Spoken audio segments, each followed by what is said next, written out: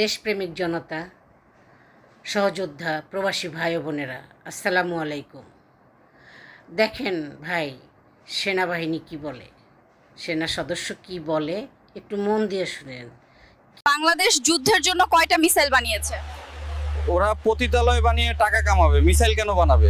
দেশে এতগুলো পতিতালয় তৈরি করেছে, দেখলে মাথা ঘুরে যাবে। যুদ্ধ লাগলে এদেরকে আগে দিব। কথা কিন্তু সত্য বলছে, যদিও শুনতে খারাপ লাগছে, কথাগুলি কিন্তু সত্য। বিগত সরকারের যারা চেলাপেলা মন্ত্রী মিনিস্টার যত যত লোক ছিল, তাদের করণীয় কী ছিল? দেশের জন্য কিছু করণীয় ছিল, দেশকে রক্ষা করার জন্য কোনো কিছু তৈরি করছে, কোনো কিছু বানাইছে? না, বানায়নি।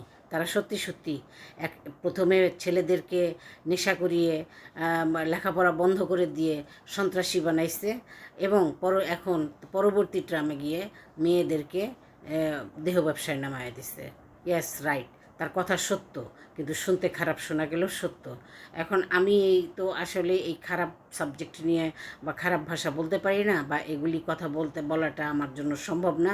কেননা আমার ফ্যামিলি খুব কড়া, এরা এগুলি পছন্দ করে না, এই ধরনের কথা বা এই ধরনের সাবজেক্ট নিয়ে কথা বলা। তো আপনাদের যদি কিছু বলার থাকে অবশ্যই বলে যাবেন। সবাই ভালো থাকবেন। আল্লাহ হাফেজ।